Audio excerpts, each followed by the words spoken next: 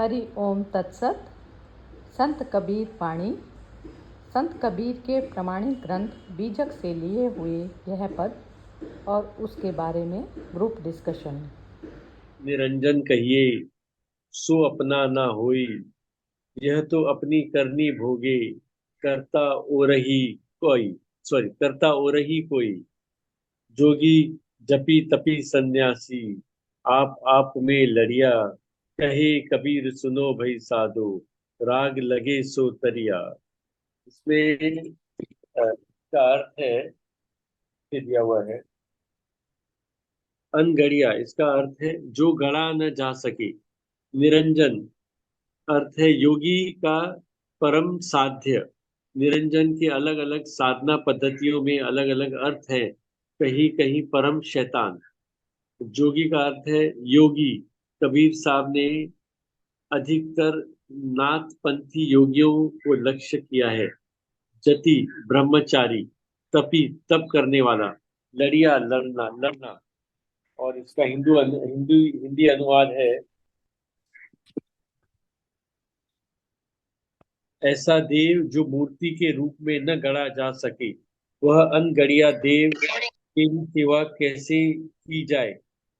जिस देवता को हाथों में बनाया जा सकता है, उसकी तो प्रत्यक्ष पूजा की जा सकती है, पर जो पूर्ण ब्रह्म अखंडित स्वामी है, उसे कोई नहीं जानता। जो 10 अवतार बताए जाते हैं, वो अपनी अपनी करनी भोग रहे हैं।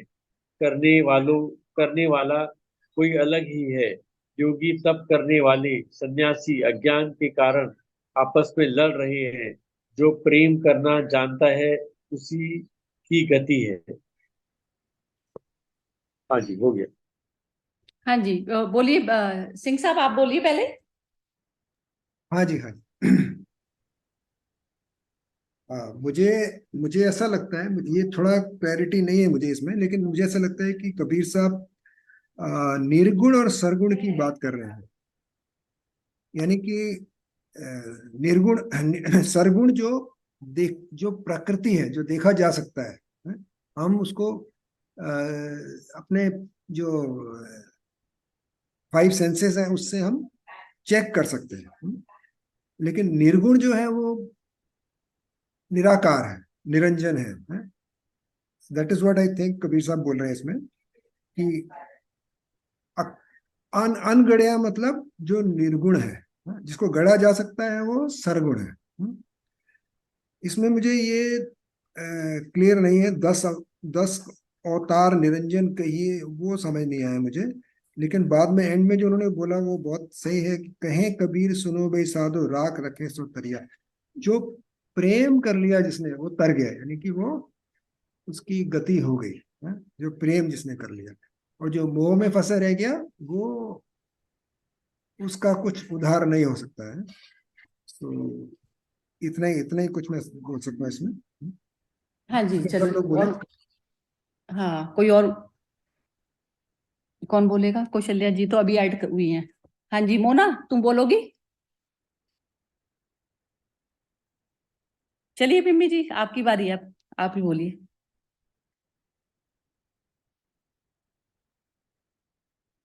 पिम्मी जी, म्यूट है आपका। हाँ जी, जैसे सिंह साहब ने कहा, मुझे भी वही कि निर्गुण का नहीं, म्यूट से डाल दिया। आवाज आ रही है? हेलो अब आ रही है। हेलो, आ हेलो। रही है, आ रही है। आ आ रही रही है। है? तो पता नहीं क्यों इसमें प्रॉब्लम हो रही है। हाँ, तो वो जैसे सिंह साहब ने कहा, वही निर्गुण का कहा है। और ईश्वर जो कहा है वो बिल्कुल वो प्योर स्टेज। और मुझे लगता है ये जो 10 अवतार का कहा है कि जैसे वो अ, वे अपनी अपनी करनी भोग रहे हैं, करने वाला कोई अलग ही है। तो ये 10 अवतार डिफरेंट डिफरेंट, मतलब वही हमारी हमारे अपने ही मन की, आप एक तरह से वो कहो दशा, कि हम डिफरेंट डिफरेंट परिस्थिति में जिस तरह से भी एकदम विचलित या क्रोध या उस तरह से जो वो हो जाते हैं। पर ईश्वर जो है वो बिल्कुल प्योर, मतलब बिल्कुल खाली। तो वही है, इसीलिए कि जब हम जैसे मनुष्य रूप, जिसमें हम ये सारे के सारे जो एक भाव हैं उनको क्या कहें, जो 10 अवतार टाइप जो भाव हैं उन्हें हम जी रहे हैं। तो हम अभी हमें उससे निकलकर एक प्योर स्टेज तक जब हम पहुंचेंगे जिसमें प्रेम ही है और मोह नहीं, वो जो सिंह साहब ने कहा। तो योगी तप करने वाले सन्यासी अज्ञान के कारण आपस में लड़ रहे हैं। तो जब आप अज्ञानता में हो, उसमें डूबे हुए हो, तो यही जिंदगी के जो उतार चढ़ाव के अधेर बुन में ही आप अपने आप को उलझे हुए ही पाओगे। तो उससे बिल्कुल बाहर निकल के बिल्कुल आसक्ति रहित होकर अपने कर्म, जब आप बिल्कुल निर्मल होके और बिल्कुल उसमें घुल गए हो किसी उसमें, तो आप फिर वो प्रेम वाली स्थिति में आ जाते हो। वो मोह लालच कुछ किसी तरह का वो शांत उसमें अवस्था में पहुंच जाते हो। तो ये मुझे समझ आया। और इसमें हाँ वही ठीक। जो ऐसा देव जो मूर्ति के रूप में ना गढ़ा जा सके, तो वो नहीं है कि आपको किसी उसमें, मतलब वही है निराकार, उसमें है वो ठीक है। बाद में हमने उसको आकार दिया, मनुष्य ने ही उसको डिफरेंट डिफरेंट, पर वो भी वो जो डिफरेंट डिफरेंट, वो जैसे हमने देवी को एसोसिएट कर दिया, वो कहते हैं क्रोध फ्यूरी के साथ, कृष्ण वो कृष्ण का दूसरा उससे कर दिया। मतलब वो हमने अपने ही सहूलत के अनुसार हमने इतने अवतारों में उसको अलग अलग खंडित कर दिया, पर वो तो एक ही निराकार है जिसमें सभी कुछ समाया हुआ है। सभी कुछ में, मतलब वो सब कुछ होते हुए भी उसमें वो बिल्कुल जैसे वो शुद्ध या प्योर या बिल्कुल प्रेम की जैसे वही मूर्ति है। और प्रेम को कैसे कहते हो? प्रेम जिसमें मतलब आप बिल्कुल वही जिस जो बाहरी जो आडंबर है, अटैचमेंट्स हैं, वो कहीं नहीं। आप बिल्कुल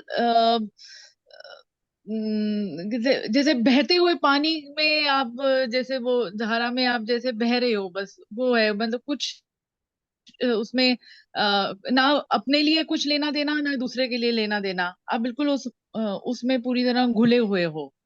जैसे कोई आपके हाँ। वो घर में भी जैसे कभी आता है, तो वो उसमें कई बार आप किसी के लिए कुछ करते हो, तो वही मटेरियलिस्टिक बातों को सोच के, वर्ल्डली उसके लिए सोच के कि इसके लिए मैं ये कर दूं तो अच्छा ये हो जाएगा वो होगा, मतलब जो भी यहाँ पर आपका अपना भी मतलब ये दूसरे का भी वो देख रहे हो। पर जब आप बिल्कुल, और वही होता है कि जब आप जिस तरह से आप खाना जब बनाते हो, तो उसमें भी वो पता चल जाता है कि कहाँ वो प्रेम है और कहाँ वो ऊपरी उसके कारण की जैसे प्रेजेंटेशन हो रही है या वो है। आप सुदामा की तरह वो आपने जो भी कुछ दे दिया कृष्ण के लिए, तो वो ही एक ट्रेजर था, और ना कि 56 भोग। तो वो प्रेम हाँ ठीक है, बढ़िया, बहुत मतलब। बहुत अच्छा बोला आपने, मतलब काफी हद तक पहुंच गई हो आप।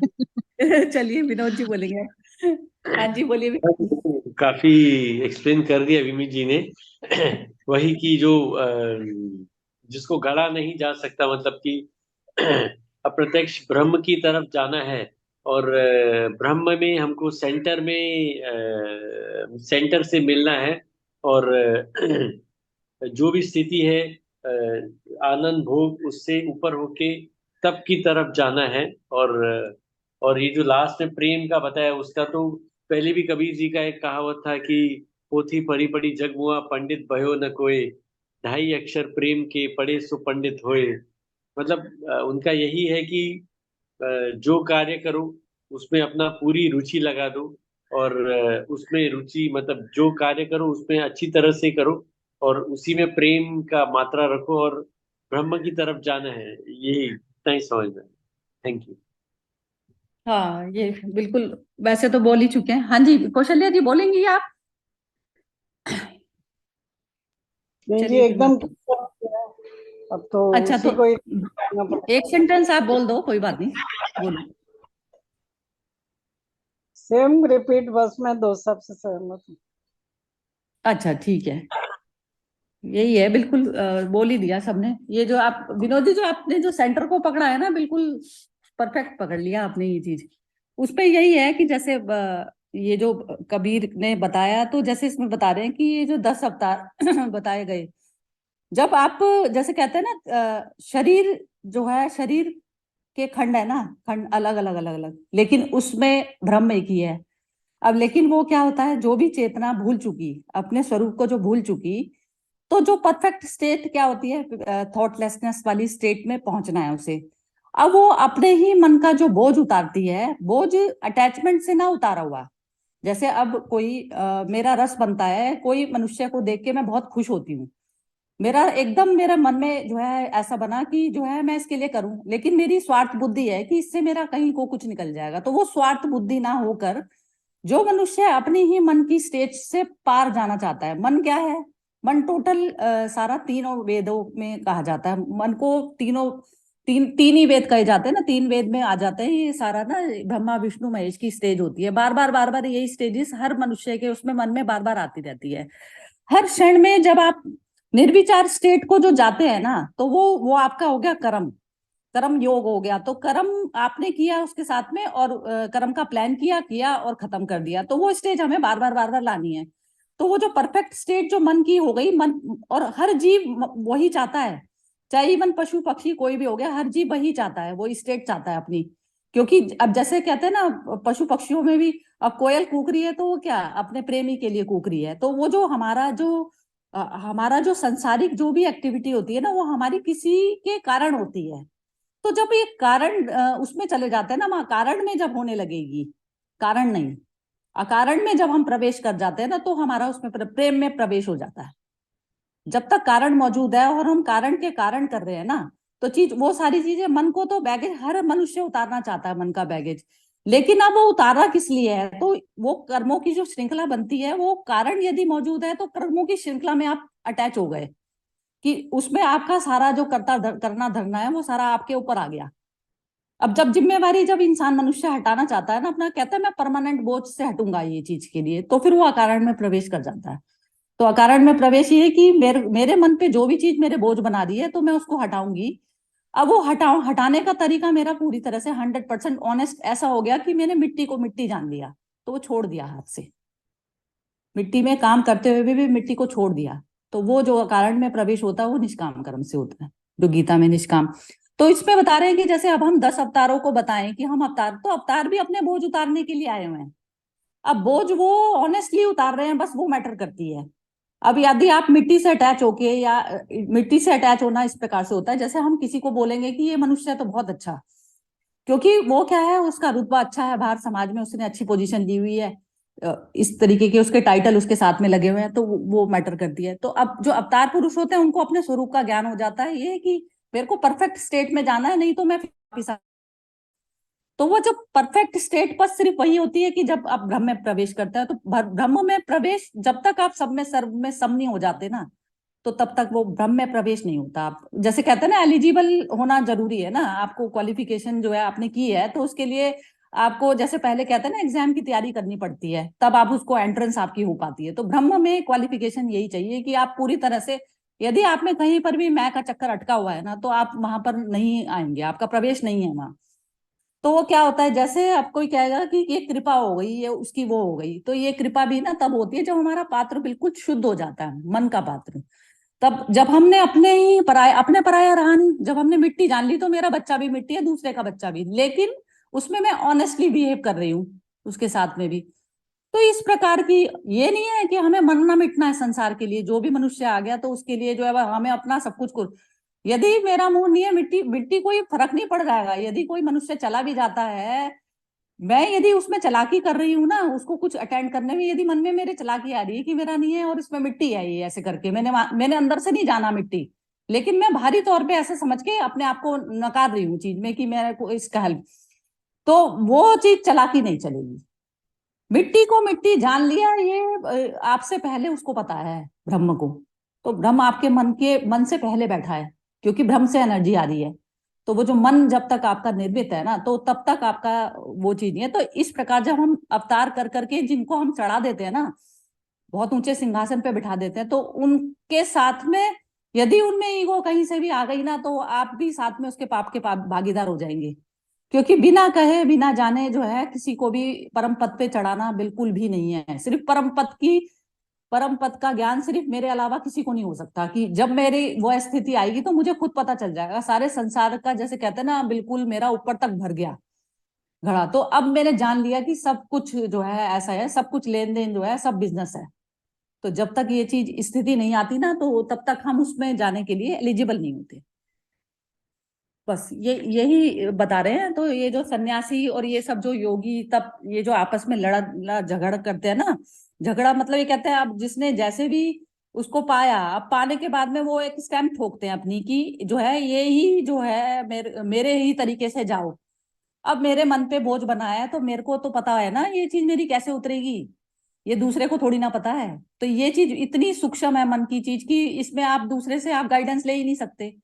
वो चला गया क्योंकि उसको वो चीज सूट करती थी, अब मुझे जो सूट करेगी मैं तो वही देखूंगी ना। तो ये जब तक मनुष्य अपने आप में आत्मनिर्भर नहीं होता ना, तो तब तक वो डिपेंड है, जैसे डिपेंडेंस है उसकी। थोड़ा बहुत आप ले सकते हो शास्त्रों से, इन सब चीजों से एक मोटा मोटा जैसे ले लिया, लेकिन आपको खुद ही ये चीज कहता है ना, जब तक आपने गोता वो खुद ही नहीं लगाया तो मोती कैसे आ जाएंगे आपके हाथ में। तो ये खुद ही लगाना पड़ता है। तो पूरी तरह से शून्य स्टेज आती ही तभी है जब आप मन का बोझ पूरी तरह से बैगेज जब उतार जाते। मिट्टी को मिट्टी जान लिया बस, मिट्टी कहने में नहीं, रियलिटी में। कि आप अंदर से आप ये भी खुद ही इवेलुएट करना पड़ता है कि हम कहाँ पर हिलते हैं, अंदर से हमारा मन कितना जो है परेशान हुआ किसी चीज के लिए, किसी मनुष्य के लिए कितना परेशान हुआ। ये सारे जो है ये चीजें हमें खुद ही पता होती हैं। तो मेरा तो अपना अनुभव यही है। बाकी बोलिए, किसी को कुछ कहना है तो। सरिता जी, ये एक चीज आपने काफी क्लियर किया है, लेकिन एक चीज ये लिखा है 10 अवतार निरंजन के ये सो अपना ना होई।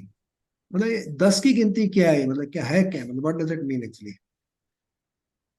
10 अवतार मैं तो अभी इसमें जैसे बाहर की, लेकिन उन्होंने कबीर ने बाहर के हिसाब से नहीं बोला होगा ये।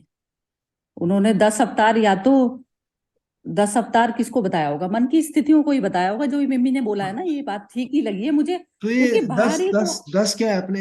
ये ज्ञान इंद्रिय, कर्म इंद्रिय, ये मिला के ऐसे इसको 10 बोलते ये हैं? 10 जो होती है, हाँ ये 10 ही होती है ना। हाँ, कर्मेंद्रियां 5 हाँ, कर्मेंद्रियां 5 आप कर्म ठीक इंद्रिय, पहुंच गए। 5 ज्ञान इंद्रिया होती हाँ हाँ हाँ हाँ, बिल्कुल 10 अवतार बताए ना। तो अवतार है। ये होता है ना, जैसे 5 तो परसीव करने की हो गई और 5 जो है कर्म करने की हो गई। कर्म, हाँ। तो वो चीज मतलब एक एक रेशा रेशा जैसे कहते हैं ना, वो 10 इंद्रियों में कवर्ड हो जाती है ना, पूरा पूरा संसार कवर हो क्या जाता है। है, मुझे ही वही लग रहा तो है। और ये वो ये हाँ जो हाँ डांस ये जो फॉर्म में अपनी भी ना करनी जो लोग हैं, कर्ता और एक्सप्रेशंस एक। कहते हैं, नहीं डांस फॉर्म में भी जो एक्सप्रेशंस कहते हैं ना, वो जो ये जो आपके भाव, वो भी इस तरह से 10, वो काम क्रोध मोह, ये सब जो आते हैं, तो वो उससे वो भी डांस फॉर्म में वो एक्सप्रेस करते हैं ना, जो मुझे लगा ये वो है, हाँ, वो वही है कि वृत्तियां हाँ। अपने हैं, ही वो वृत्तियां हैं, वृत्तियां।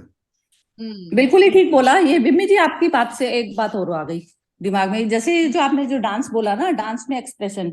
अब जैसे कोई हम्म बुद्ध पुरुष कोई जन्म, जैसे अब कृष्ण ने जन्म लिया, तो जन्म लिया तो जो एक्सप्रेशन, ये जो हम एक तो डांस नॉर्मल डांस कर रहे हैं जो सबकी पब्लिक के लिए वैसा है, जो अपने लिए अच्छा लगता है, मतलब जो। लेकिन एक ना जैसे बुद्धों का डांस होता है, डांस ये होता है कर्मों के थ्रू।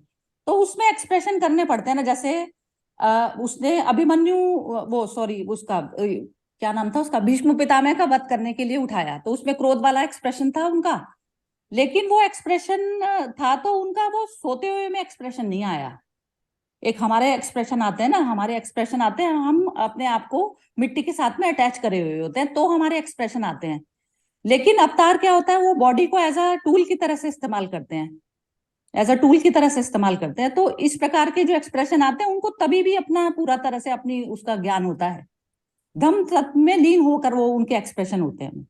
तो वो जो एक्सप्रेशन होते हैं ना, तो वह बस ये जो हमारी जो बॉडी मिली हुई है ना पंच महाभूतों की, तो ये बस ऐसे ही एक्सप्रेशन जब निकलने शुरू होंगे ना, तो तब होगा। तो जैसे अब कोई सामने हम देखें कि कहीं अन्याय हो रहा है, हम आराम से शांति से बैठे हैं कूल, कि सब कुछ मिट्टी का खेल चल रहा है, वो चीज बिल्कुल गलत हो जाएगी। क्योंकि इसमें भगवान ने बताया कि ज्ञान तो तुम्हें मिल गया, लेकिन जब तक आप कर्म के उसमें वो नहीं करते ना, तो जो बैठना है वह भी आपको कर्म बंधन में बांध देगा।